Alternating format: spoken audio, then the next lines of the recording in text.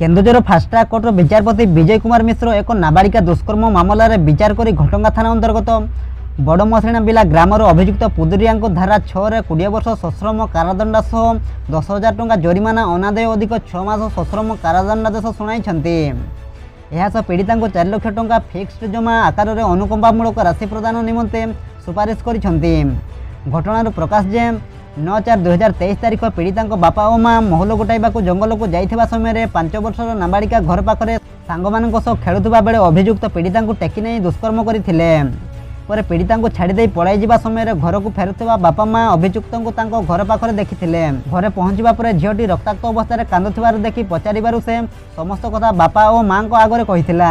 झीटी को तुरंत घटंगा डाक्तरखाना और पर केन्दुझर डाक्तरखाना पठा जाइथिला। एने पीड़ितार बापा घटंगा थाना रे लिखित अभियोग करबा परे पुलिस अभियुक्त को गिरफ्त कर कोर्ट चालाण करथिला। गुरुवार फास्ट्राक कोर्टर विचारपति विजय कुमार मिश्र 16 जन साक्षी बयान को भित्ति कर उपरोक्त दंडादेश शुणाई।